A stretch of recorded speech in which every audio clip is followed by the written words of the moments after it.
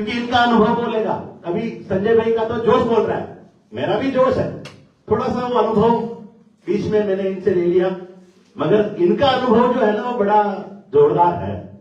कैसे क्या करना है, कब करना है, कहां करना है, किस मंच पर करना है, कहां नहीं करना है, किस तरीके से करना है, सब इनको पता है। तो मैं आज के इस कार्यक्रम की, क्योंकि मैंने पूछा दोनों से, उसके बाद ही तय किया है।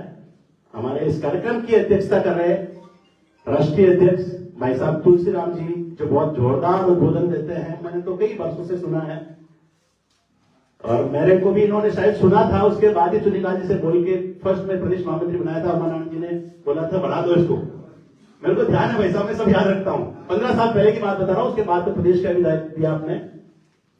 मैं चाहूंगा कि एक बार जोरदार करतल ध्वनि के साथ में हम हमारे राष्ट्रीय अध्यक्ष को पहले राष्ट्रीय कार्यसमिति में इनवाइट करें। बोलिए धरणीधर भगवान की, बोलिए धाकड़ समाज की। भाई साहब तुलसीराम जी धाकड़, एक बार जोर से जयकारा। बोल धरणीधर भगवान की और जोगिया मात की। आज के प्रथम कार्य समिति के अवसर पर हमारे बीच में पूर्व राष्ट्र अध्यक्ष, आज के मुख्य अतिथि सम्माननीय उमा नारायण सिंह जी पटेल, महिला इकाई की राष्ट्र अध्यक्षा कृष्णा जी मंडलोई, संगठन महामंत्री राष्ट्रीय समन्वय जी पटेल, हमारी महासभा के महामंत्री, पूर्व राष्ट्रीय महामंत्री जो 2 बार मेरे साथ महामंत्री भी रहे, लूम करंजी भागतरिया, प्रदेश के प्रदेश अध्यक्ष मध्य प्रदेश दिनेश जी मल्ला, राजस्थान प्रदेश के प्रदेश अध्यक्ष राधाकृष्ण जी तहसीलदार साहब, उत्तर प्रदेश से पधारे हुए मोनियाल जी, युवाओं की धड़कन संजय जी नांदेड़ा और प्रदेश अध्यक्ष युवा संघ शोभालाल जी, उत्तर प्रदेश के प्रदेश अध्यक्ष महेंद्र जी, और हमारी महिला इकाई की द्वितीय राष्ट्र अध्यक्ष, क्योंकि पहली राष्ट्र अध्यक्ष हमारी हेमलता जी बनी थी और दूसरी राष्ट्र अध्यक्ष सरिता जी बनी। ये समाज से कुछ मतलब ग्रहण किया है उन्होंने पीएस से कि लूण करण की बात करें कि सुपुत्री है, उनके जो संस्कार तो संस्कार इनके अंदर आए और इन्होंने महिला इकाई का राष्ट्र अध्यक्ष के रूप में काम किया। इसी प्रकार से हमारे बीच में प्रदेश अध्यक्ष विभूति पटेल, जो मेरे साथी, मैं जब युवा संघ में राष्ट्र अध्यक्ष था तब मेरे साथ राष्ट्रीय महामंत्री रहे प्रेम नारायण सिंह जी पटेल, उनकी सुपुत्री है। हमारे धन्नालाल जी पहाड़िया जो हमारे पूर्व राष्ट्र अध्यक्ष थे, उनकी पौत्री है। योग्यता जी मल्ला, इनका भी उस परिवार से धन्नालाल जी पटेल और आपके पिताश्री हमारे बीच मुख्य अतिथि उमानारायण सिंह जी पटेल हैं, और हमारी प्रदेश अध्यक्षा नीलम जी धाकड़, और मेरे टीम के राष्ट्रीय पदाधिकारी, वरिष्ठ उपाध्यक्ष, महामंत्री, संगठन मंत्री, कोषाध्यक्ष, प्रदेश के सभी पदाधिकारी, युवा संघ के, महिला इकाई के सभी पधारे हुए समाज के कर्णधारों, मेरे बुजुर्ग आशीर्वाद दाता, आज इस मेवाड़ की धरती पर मुझे ध्यान आता है 1990 के दशक में, जब ये मोबाइल नहीं थे, केवल धाकड़ बंधु पत्रिका चला करती थी। उस धाकड़ बंधु पत्रिका में एक लेख आया कि अखिल भारतीय धाकड़ महासभा का अधिवेशन त्रिवेणी में। वो धाकड़ बंधु पत्रिका के लेख को पढ़कर इंदौर से, भोपाल से, कोटा से, आगरा से, सभी जगह से लोग केवल धाकड़ बंधु पत्रिका के संदेश के ऊपर, यहाँ त्रिवेणी जो पास में ही है लालपुर चौराहे के आगे, वो अग्रसर हो रहा था। आज के जो अपने आप को समाज के कर्णधार, समाज के ठेकेदार, समाज के बहुत बड़े सुचिंतक जो अपने आप को कहते हैं, उन्होंने यहां पर वो अग्रसर जुड़वाया, धाकड़ बंधु पत्रिका में छपवाया। और उसके बाद जब हम लोग चलकर आए तो त्रिवेणी चौराहे पर हम ढूंढते रहे। जिस प्रकार से आज जो स्थिति बनी कि अगर वहां पर कोई शाम के टाइम जाएगा, देखेगा हमारे यहाँ राष्ट्रीय कार्य समिति हो रही है, वहां कोई अवशेष नजर नहीं आएंगे। इसी प्रकार से त्रिवेणी चौराहे पर भी अखिल भारतीय धाकड़ महासभा के अधिवेशन का कोई मतलब वहां पर कार्यक्रम नहीं था। हम वहां से 100 से 150 व्यक्ति उसमें जगह जगह आए हुए लोग इकट्ठे हुए। छोटा सा कस्बा है।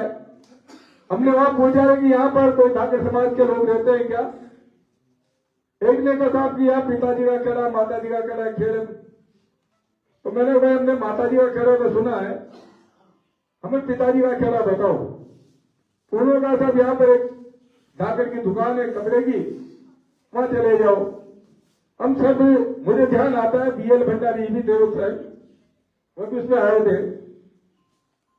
हम उस कपड़े वाले की दुकान बगैर उससे कहा मैंने भैया हम भी धाकड़ है और हम इसी प्रकार से अखिल भारतीय धाकड़ महासभा का अधिवेशन था उसमें आए हैं, पर यहाँ तो कोई चीज नजर नहीं आ रही। उन्होंने साहब किसने कह रहे यहाँ तो कोई चर्चा ही नहीं है। केवल जिस व्यक्ति ने धाकड़ बंधु पत्रिका में निकाला वो भी वहां पर नहीं था, कहीं कोई होता पता नहीं था। हमने उससे कहा कि भाई हमें कुछ नहीं चाहिए, केवल हम जो बाहर से, एमपी से, यूपी से, राजस्थान से जो लोग आए हैं, या धाकड़ समाज का कोई गांव हो आसपास तो बता दे, हम जाकर वहां पर उन लोगों से हर घर में 2-2, 5-5 जाकर भोजन तो ग्रहण कर लेंगे, क्योंकि त्रिवेणी में तो हमने स्नान कर लिया है तो भोजन की आवश्यकता रहेगी। उन्होंने कहा साहब पिताजी का खड़ा है पास में। हम पिताजी के खड़े में गए, वहां पर सब लोगों ने, सब गांव ने जब गाड़ियां देखी उस जमाने में 20-25 गाड़ियों का काफिला जिस गांव में चला गया उस वक्त एक तेल का मसला था। उन्होंने कहा जी क्या है, इतनी गाड़ियां कैसे आई? हमने कहा हम धाकड़ है और अधिवेशन में आए थे, हम आपके दर्शन करने आए हैं, पर हम ये भी है आपसे हमारा निवेदन है कि आप हर घर में 2-2, 5-5 जो चपाती हो, क्योंकि संघ का एक सोच है कि संघ वाले हर घर से 5-5 चपाती बुलाते हैं और फिर जब कार्यक्रम होता है तो वो वितरण करते हैं। तो मैंने कहा हर घर से मैं 5-5 रोटियां ले आओ, कोई सब्जी छाछ वगैरह जो हो हम मिल बैठ कर यहाँ पर खाएंगे। उनका साहब हमारे गांव में हम भी धाकड़ हैं, हमारा अपमान है, ऐसा करेंगे तो हम 5-5 व्यक्ति को घर पे ले जाकर भोजन करवाएंगे। उन्होंने भोजन करवाया। भोजन करवाने के बाद वहां एक कार्यक्रम था, धाकड़ समाज का ही कोई वो जिसे कहते हैं जामना वगैरह था, एलावनी चल रही थी। उस वक्त लोगों जब हम आने लगे उन्होंने कहा कि साहब शाम के टाइम रुको, यहाँ पर 200-500 आदमी आएंगे, उनसे भी आपका परिचय हो जाएगा। तो फिर उन्होंने बहुत कहा कि साहब हम धाकड़ है, मैं ये कोटा के, ये इंदौर के, ये भोपाल के, ये आगरा के, कि नहीं तुम धाकड़ नहीं हो, क्योंकि पहनावे से रिश्ते नहीं लग रहा था। पर जब गोत्र बताना चालू किया तो उनको समझ में आया कि हाँ धाकड़ है। और हमने फिर अपनी जो बात कहनी थी वहां पर, आज तक अगर धाकड़ बंधु पत्रिका किसी ने पढ़ी उस जमाने में तो एक लेख छपा था कि त्रिवेणी संगम में अखिल भारतीय धाकड़ महासभा का मिनी अधिवेशन संपन्न। कोई मिनी अधिवेशन संपन्न हमने 1990 में त्रिवेणी में यहाँ पर किया, मेवाड़ के अंदर। मैं निवेदन करना चाह रहा हूं कि मेवाड़ की धरती पर जहां रूपाजी कृपाजी पैदा हुए, वहां पर ऐसे व्यक्ति पैदा हुए कि उन्होंने तो अंग्रेजों से टक्कर ली है, पर ये तो समाज से टक्कर ले रहे हैं। भिजोलिया में जब अधिवेशन तय हो गया था, तय करने वाले व्यक्ति भी जो अपने आप को राजनीतिक पार्टी में स्थापित मानते हैं, विधायक, उन लोगों ने इंदौर की मीटिंग में यह तय करवाया कि जो अवमान सिंह पटेल साहब हमारे बीच मौजूद है उज्जैन में, उन्होंने मतलब जो है एक गवर्नमेंट के अध्यक्ष से प्रस्ताव उनकी तरफ से आया, सुरेश जी की तरफ से, उनका समर्थन लाल जी ने किया। तब हमने संजय जी ने मना किया कि साहब वहां पर मत करो, व्यवस्था नहीं होगी। उन्होंने साहब हम व्यवस्था कराएंगे। पूरी गारंटी लेने के बाद जो अखिल भारतीय ठाकुर महासभा के अधिवेशन की तैयारियां पूरी हो गई थी, हमने शाहपुरा भीलवाड़ा में जा जाके मीटिंगें लेकर आने की व्यवस्था कर ली थी। बाहर से सारी चीजें स्पष्ट हो गई थी, वहां पर टेंट भी दे दिया था। सारी व्यवस्थाएं होने के बाद उस वक्त कमजोर अध्यक्ष से, चाहे वो सांसद होंगे, तो इतने कमजोर कड़ी कि उन्होंने एक व्यक्ति के कहने पर वो अधिवेशन खत्म कर दिया और वो स्थगित कर दिया। सारी तैयारियां धीरे रह गई। मुझे ध्यान आता कि वह स्थिति जो वो उस टाइम पर बनी थी भिजोलिया में, वही परिस्थिति रात को मेरी आंखों के सामने नजर आई, जब मैं बार बार फोन कर रहा था शोभालाल जी को, संजय जी नानेड़ा को। मैं कह रहा था कि क्या स्थिति चल रही है। ये कह रहा लाभ जी को मैंने 2-3 बार फोन किया, उनका सब ठीक है, सब अच्छा हो जाएगा। फिर मैंने संजय जी का भी फोन आया, नानेड़ा जी का, कि भाई साहब मैं वहां जा रहा हूं, आप भी आओ। मैंने संजय जी से बात की, संजय जी को वहां पर भेजा। मतलब आज ये प्रथम कार्य समिति है। हमारी जो मन की इच्छा थी, जो संगठन का अनुभव जो मैंने बचपन से लिया था, मेरे मन में जो एक कल्पना थी कि मैं अखिल भारतीय ठाकुर महासभा के संगठन को ऐसा मजबूत करूं कि आज जो ये संगठन, ये जो समाज गिरवे रख रखा है पार्टियों के, हमारे नेताओं के द्वारा, वो नेता वहां पर जाकर मतलब समाज को गिरवे रख देते हैं और ठेकेदारी लेकर, अपना टिकट लेकर समाज के बलबूते पर चुनाव जीतकर समाज को नीचा दिखाने का प्रयास करते हैं। कोटा के लिए अखिल भारतीय ठाकुर महासभा का 32वां अधिवेशन के नाम को लेकर बचौर की धरती पर यह प्रस्ताव आया, और जब कोटा में अधिवेशन हुआ तो श्री ठाकुर महासभा का 32वां अधिवेशन लिखा गया।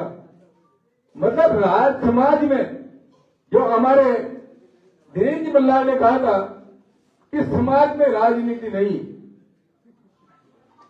राजनीति से समाज को चलाओगे तो समाज चलेगा नहीं। समाज से राजनीति कर सकते हो, पर समाज में राजनीति करना ठीक नहीं है। उसका दुष्परिणाम देखने को मिला कि हमें 32वां अधिवेशन हमारे माननीय उमनारायण सिंह जी पटेल साहब, इनके मार्गदर्शन में समन्वय जी, दिनेश जी और संजय जी, इन लोगों की मेहनत से 32वां अधिवेशन हुआ। और 32वां अधिवेशन जिस प्रकार का आप सब लोग गए होंगे, देखा होगा, वास्तविक अधिवेशन हुआ था।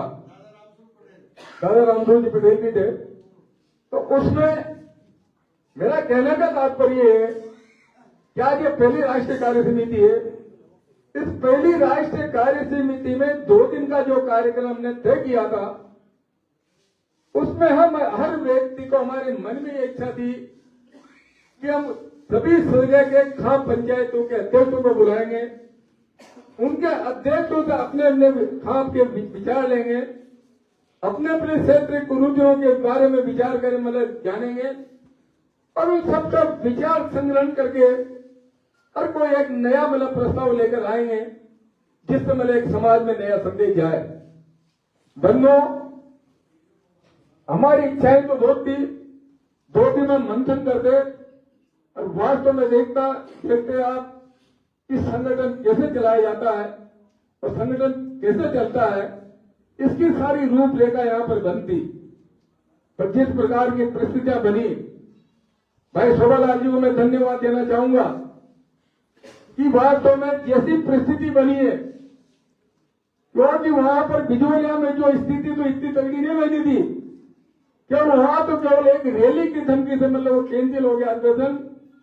पर जिस तरीके के वीडियो हमने देखा व्हाट्सएप पर, उससे लगता था कि वास्तव में यहाँ के हमारे समाज के व्यक्तियों के साथ कितना कुठाराघात किया जा रहा है। ये वो व्यक्ति, मुझे ध्यान आता है जब उमा नारायण सिंह जी पटेल छोटवाड़ा की धरती पर अध्यक्ष बने थे, मैं उस समय वो राष्ट्रीय महामंत्री था अकेला, इंजीनियर कन्हैयालाल जी राष्ट्रीय अध्यक्ष। इस व्यक्ति को सुखवाड़ा की धरती पर हमने ध्वजन किया। 2-3 घंटे यहाँ पर 4 लाइन पर मतलब खड़े रहकर इंतजार करते थे, तो श्रीमान जी को राष्ट्रीय अध्यक्ष बना दिया। आज कहते हैं कि अखिल भारतीय धाकड़ महासभा मतलब खर्च हुई है, अखिल भारतीय धाकड़ महासभा का रजिस्ट्रेशन नहीं है। तो 2015 में जब श्रीमान आपको युवा संघ का राष्ट्रीय अध्यक्ष बनाया था 10 में, तो क्या वो अखिल भारतीय धाकड़ महासभा उस समय रजिस्टर्ड थी? आज तो आप रजिस्ट्रेशन की बात करने लगे। अरे आप एक ठेकेदार थे पीएचडी के अंदर, जो कमीशन के आधार पर मतलब ठेकेदारी करते थे। आपने राष्ट्रीय अध्यक्ष अखिल भारतीय धाकड़ महासभा युवा संघ का राष्ट्रीय अध्यक्ष के नाते राजनीतिक पार्टियों के पास जाकर अपना वो प्रभाव दिखाया कि मैं युवा संघ का राष्ट्रीय अध्यक्ष हूं पूरे भारतवर्ष का, और उस भारतवर्ष के राष्ट्रीय अध्यक्ष के रूप में आपको टिकट मिला, और टिकट मिलने के बाद आपको समाज ने साथ दिया। मैं इस मेवाड़ की धरती पर बेगू में खड़ा हूं। ये चुन्नीलाल जी साहब की कर्म भूमि है। यहां पर बलवंत नगर के अंदर अखिल भारतीय धाकड़ महासभा का जो शुरू हुआ था, उस वक्त तो चुन्नीलाल जी 3-4 राष्ट्रीय अध्यक्ष बने थे। उनका मैं जाने के बाद भी आज हमारे बीच में नहीं है, और उनकी एक कर्म भूमि रही और यहां से एमएलए रहे। ये बेगू धाकड़ बाहुल्य क्षेत्र होते हुए भी कोई यहां पर धाकड़ समाज को टिकट नहीं देते थे। चुन्नीलाल जी धाकड़ एक ऐसे व्यक्ति हुए हैं जिन्होंने इस क्षेत्र से निर्दलीय चुनाव लड़कर अपनी ताकत दिखाई। इस क्षेत्र में भी धाकड़ समाज व्यक्ति निवास करता है, तब जाकर यहां पर धाकड़ समाज के व्यक्ति के नाम पर विचार करने लगे, टिकट देने लगे।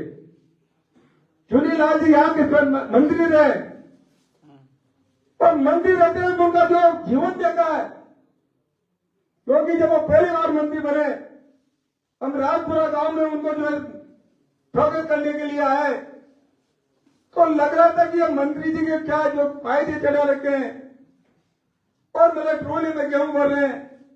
लेकिन राजस्थान का मंत्री मतलब जिस प्रकार का मतलब किसानी काम कर रहा है, वहां के जो गनमैन जो लगा साहब क्या करे, हमें भी इनके साथ लगना पड़ता है।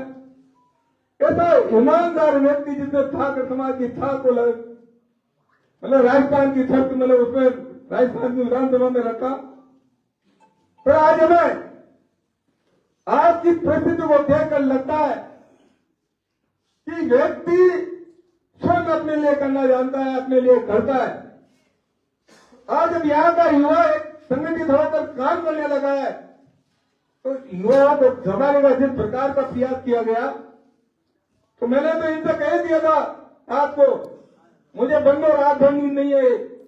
रात को 2-3 बजे मेरे पास फोन आए, लोगों ने ऐसा कहा साहब क्या करें, आपकी तो कार्य समिति मतलब जो कार्यक्रम रद्द कर दिया है, निरस्त हो गया है।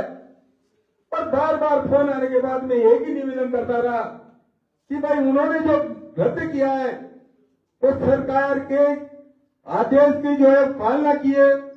उन्होंने जो स्वीकृति दी, जो स्वीकृति को निरस्त करने के बाद महासभा की जो आम सभा थी, प्रतिभा सम्मान समारोह, तो शपथ ग्रहण ये 3 चीज बंद किए। मैं आप सभी मध्य प्रदेश से, आगरा से, राजस्थान से जो आए हुए सभी सदस्यों को धन्यवाद देना चाहता हूं। कि आपने उस भ्रांति को दूर रखते हुए आपके मन में एक पीड़ा थी कि मैं राष्ट्रीय कार्य समिति में जाना है। आप 500, 600, 700 किलोमीटर चलकर यहाँ आए और आपके दम पर यह राष्ट्रीय कार्य समिति संपन्न होने जा रही है। बंधुओं, बात तो बहुत है, मन के अंदर दुख था कि जो व्यक्ति समाज का नुकसान करता है वह व्यक्ति हमारे सिर पर बैठता और समाज को गिरवी रखने की बात करता है।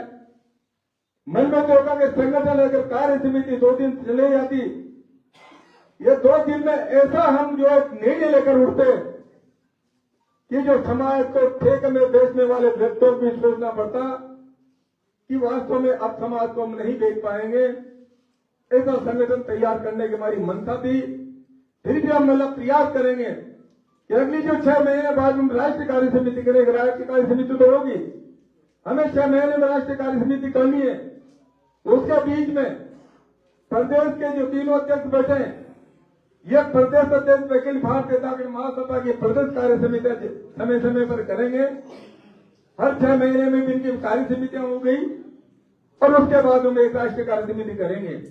युवा संघ, महिला इकाई, ये भी सब अपने अपने स्तर पर, क्योंकि स्वयं चलना सीखेंगे तो तब चल पाएंगे। हम सामूहिक, आप हमारी पहली राष्ट्रीय कार्य समिति सामूहिक थी।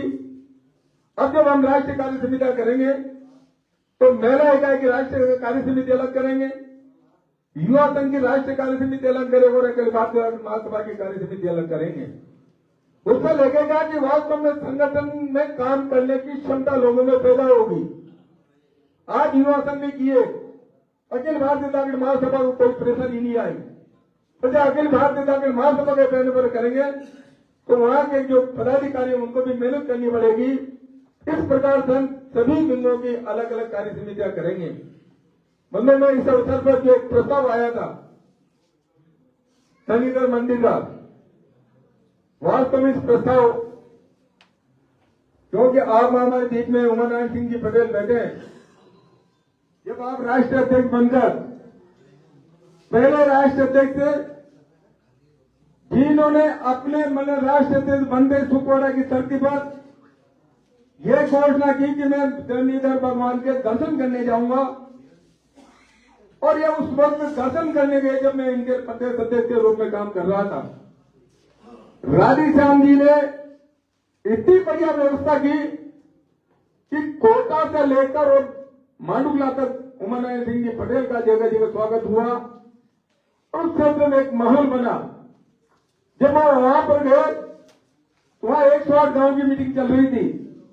जब हमारे बीच में राधेश्याम जी तहसीलदार साहब बैठे कि उस मंदिर के अध्यक्ष अभी बने, उसी प्रकार से वहां मीटिंग चल रही थी।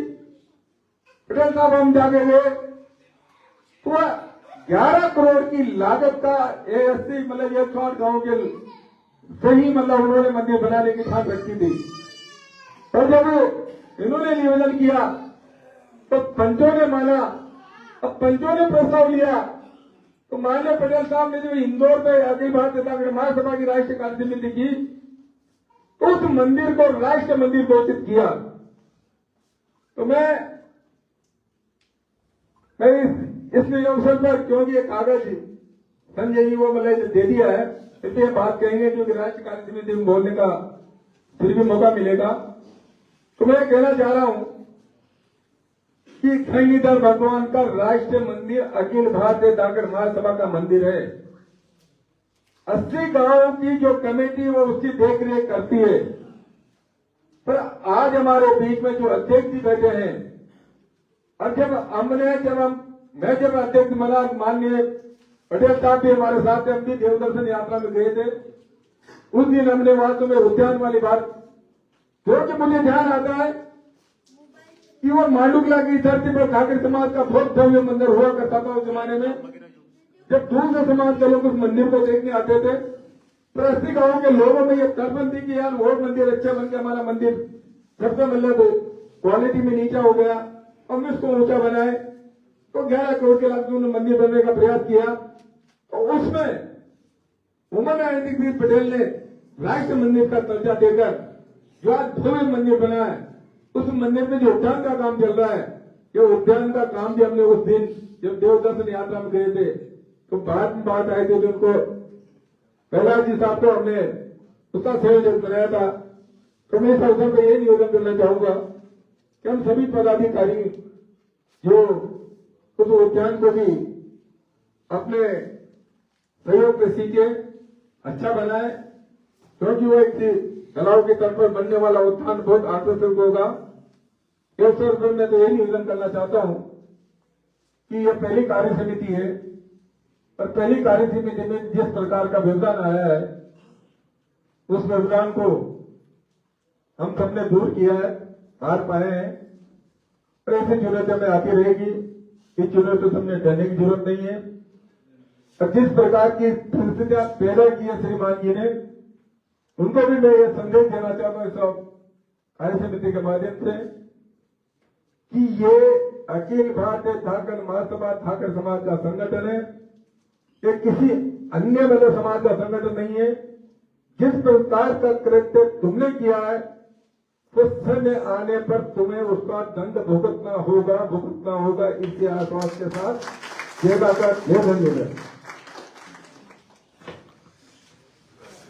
बहुत अच्छे से कई लोग देख रहे होंगे कि महामंत्री है, इनको तो बोल रहे नहीं 2 मिनट की, पर अब क्या करें, अध्यक्ष जी है। फिर भी मेरी निडरता के साथ में मैंने बोला भाई साहब समय हो रहा है, सबको जाना है, सबको भोजन भी करना है और हमारे अतिथि भी कोमल मुख्य अतिथि है। अब कृष्णा जी 2 मिनट के लिए कुछ संदेश देंगे। स्वागत करना चाहते हैं। अच्छा, थोड़ा जल्दी करेंगे कि समय बहुत कम है। मेरी राष्ट्रीय महिला इकाई की कार्यकारिणी में मातृशक्ति के रूप में राष्ट्रीय कार्यकारिणी के संरक्षक के रूप में बहन पूर्व राष्ट्रीय अध्यक्ष सरिता जी पटेल, मैं आपका स्वागत करती हूँ। आज आपके मार्गदर्शक में महिला मातृशक्ति आगे बढ़े, मैं आपसे इसी उम्मीद करती हूँ। और जो 33% सरकार ने आरक्षण दिया है, मैं आप सभी से अनुरोध करना चाहती हूँ कि जहाँ महिला सीट आएगी वहाँ अगर हमारी मातृशक्ति जागृत नहीं होगी तो वहाँ हमें समाज में उस जगह लॉस होगा। तो आज ही ये जन चेतना जागृत करनी पड़ेगी मातृशक्ति के लिए कि आगे बढ़ाना ही पड़ेगा। और मैं राष्ट्रीय महामंत्री के रूप में बहन गिरजा को सम्मानित करना चाहती हूँ। मेरी दोनों बहनें आए, मैं खुद उनका स्वागत करूंगी।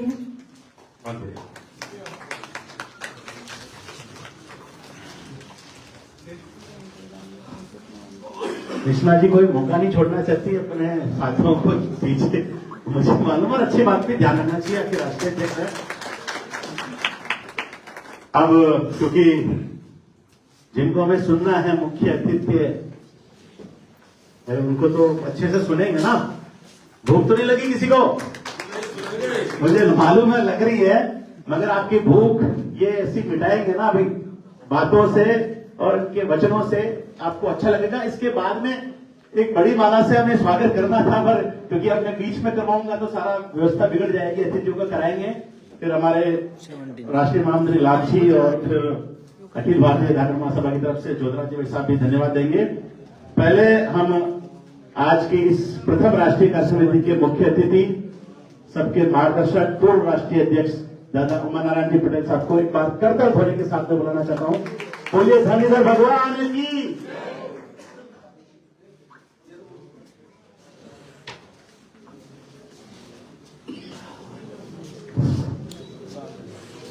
अखिल भारतीय ठाकर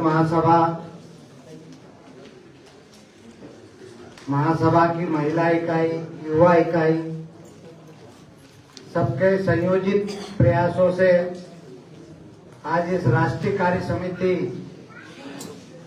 जो माता जोगनिया की पावन धरा पर हो रही है, शहीद रूपा जी कृपाल जी की धरा पर यह कार्य समिति हो रही है।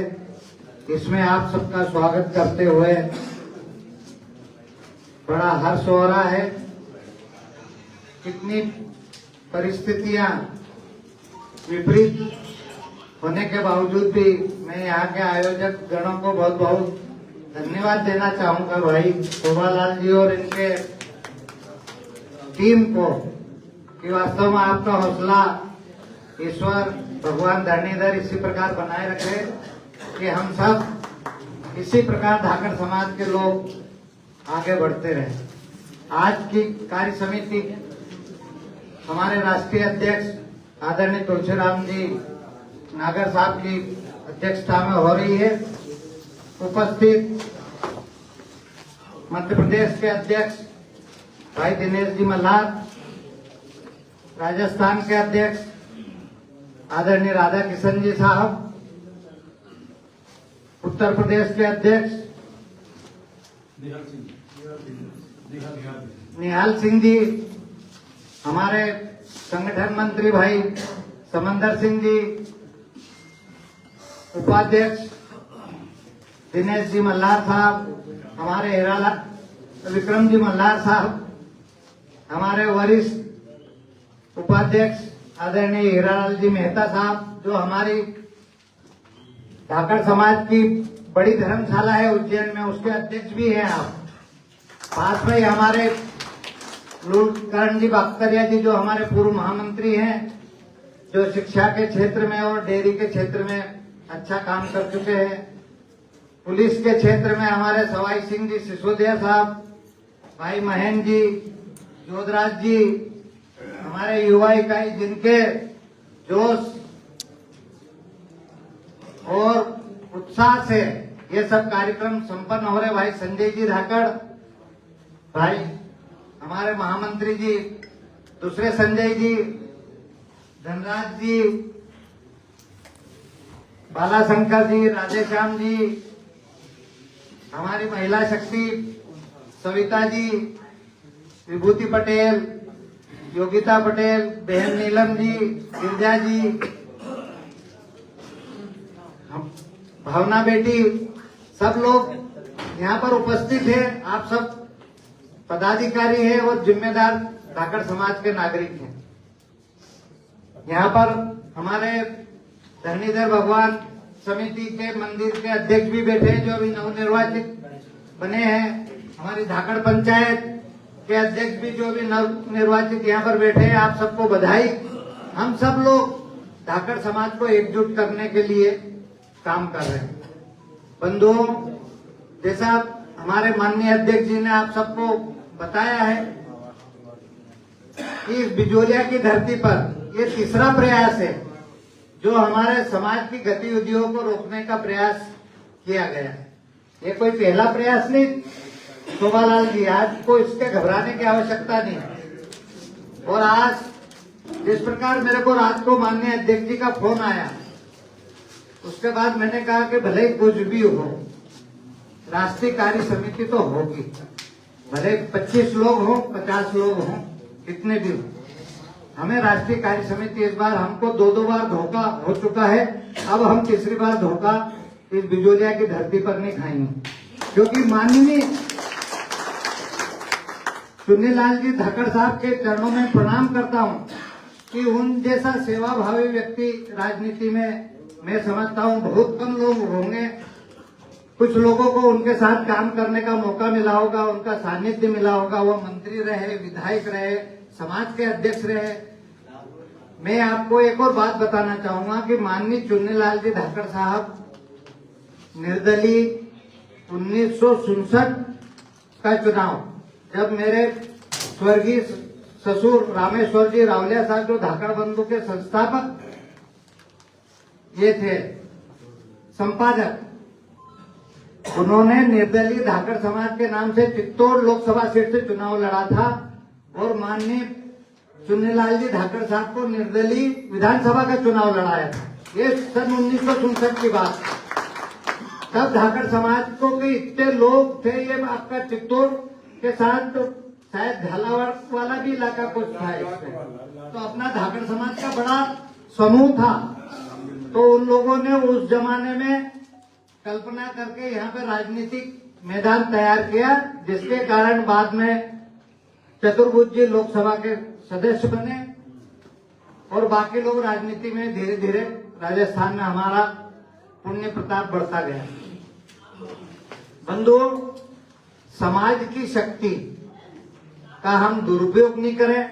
कुछ लोग अगर करते हैं तो करने दीजिए उनको, क्योंकि उसका लेखा जोखा समाज लेगा और ऊपर वाला भी देख रहा है उनको, ऐसा नहीं कि नहीं देख रहा है।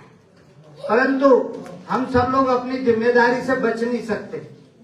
हमको अपनी अपनी जिम्मेदारी का वहन करना पड़ेगा, क्योंकि आज महासभा एक संक्रमण काल से गुजर रही है। कुल मिला के दो महासभाएं आपको पता है बन चुकी है।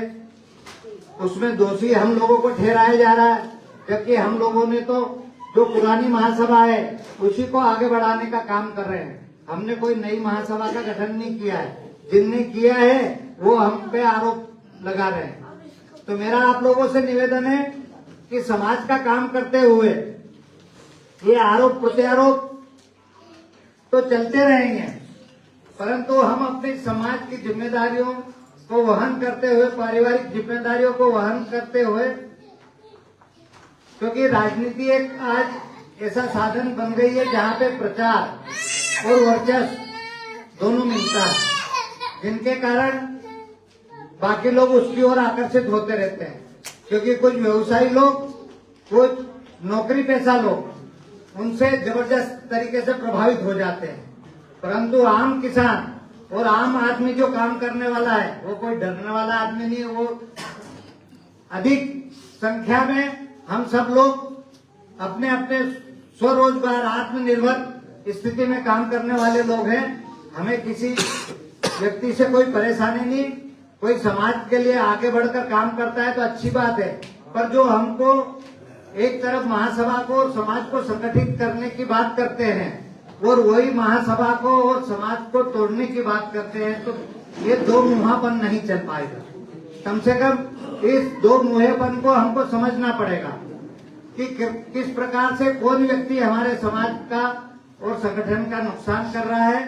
हम सब लोग इस संक्रमण काल से गुजरेंगे, हमें कोई हिम्मत हारने की आवश्यकता नहीं है, क्योंकि कुछ लोग तो पदाधिकारी बन जाते हैं और उसके बाद फिर गैर जिम्मेदारी से अपनी हरकतों से भी बाज नहीं आते, परंतु समाज को उनको निभाना पड़ता है। जिस प्रकार कभी कभी परिवार में भी कोई हमारा पारिवारिक सदस्य की हरकतों के कारण परिवार परेशान में रहता है, ऐसा आज महासभा भी कुछ अपने लोगों के कारण हैरान है। परेशान कोई नहीं है, हैरान है हम लोग, परेशान कोई नहीं है।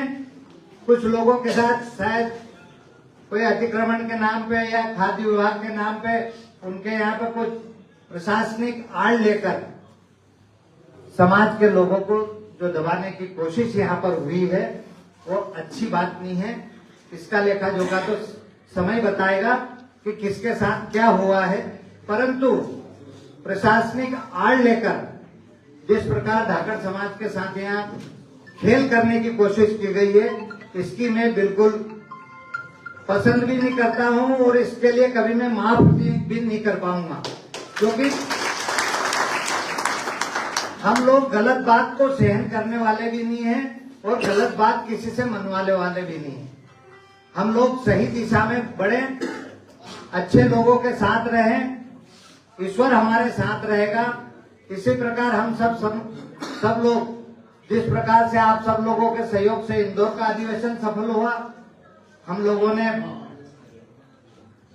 भाई समंदर जी और भाई दिनेश जी के सहयोग से हमने बहुत अच्छा अधिवेशन किया। उसी प्रकार आज आपने भाई शोभालाल जी के और संजय बाबू के सहयोग से उनकी टीम यहाँ खड़ी है। सब लोग, इन लोगों ने अच्छी अपनी मेहनत से और निडरता से जिस प्रकार से आज कार्य समिति को यहाँ पर एक परिणाम पर जिसमें हम अपने कुछ निर्णय भी कर पा रहे हैं और इस प्रकार से हम लोग अपने निर्णयों को आगे बढ़ाते रहेंगे। समाज के शिक्षा के मामले में हम आगे हैं, व्यवसाय के मामले में अब धाकड़ समाज कोई पीछे नहीं है। प्रशासनिक राजनीतिक जागरण तो आपने देख ही चुके हैं, उसका अनुभव भी कर रहे हैं आप लोग। तो इस प्रकार से हम वैसे चहुमुखी विकास की ओर आगे बढ़ रहे हैं, परंतु हमारी युवा पीढ़ी जो व्हाट्सएप पर या नेट पर सोशल मीडिया के नाम से जो प्रभावित हो जाती है वो गुमराह नहीं हो, ये हम सब लोगों की जिम्मेदारी है। क्योंकि आज नेट पर फेक न्यूज बहुत चलती है। जिस प्रकार से माहौल गरमाने का कुत्सित प्रयास किया जाता है, उस प्रयास को हम सब रोकने की कोशिश करेंगे। हम समाज के संगठन के हित में, समाज के हित में अपने निर्णयों को करते रहेंगे। हम कोई बातों से घबराने वाले लोग नहीं है, क्योंकि बगैर रजिस्टर के आपकी महासभा इतने सालों से चल रही है, तो ईश्वर की कृपा से आगे भी चलती रहेगी अगर जिम्मेदार हाथों में हमारी महासभा रहेगी तो। सर, मेरा एक निवेदन है कि ये जो कृत्य हुआ समाज के प्रति दुर्भावनापूर्ण हुआ है, ये हमारी राष्ट्रीय महासभा हो रही है, इसमें एक निंदा प्रस्ताव पारित किया जाए, तो मैं आपसे निवेदन करूंगा कि वो प्रस्ताव आप रखें, हम सब उसका समर्थन करेंगे। लेकिन देखो, अभी देखो आप, ये बिल्कुल अच्छी बात है आपकी। वास्तव में अगर समाज के साथ ऐसी घटना होती तो कार्य समिति में हमको, हमारी तीनों इकाई यहाँ पर मौजूद है, हमारे तीनों प्रदेश अध्यक्ष यहाँ पर मौजूद है, हमें कोई समस्या नहीं है। ऐसा प्रस्ताव अगर कार्य समिति में पास हो तो क्या दिक्कत है? क्यों आप लोगों की सहमति है इसमें? तो बंधुओं, मैं आज के इस अवसर पर मैं आप सब लोगों से यही निवेदन करना चाहूंगा कि ये पुण्य प्रताप भूमि में हमको निराश होने की आवश्यकता नहीं है। यहाँ शोभालाल जी और इनके टीम के लोग हैं, संजय बाबू हैं, हम सब लोग इसी प्रकार आगे बढ़ते रहेंगे। बहुत बहुत धन्यवाद। जय हिंद, जय भारत।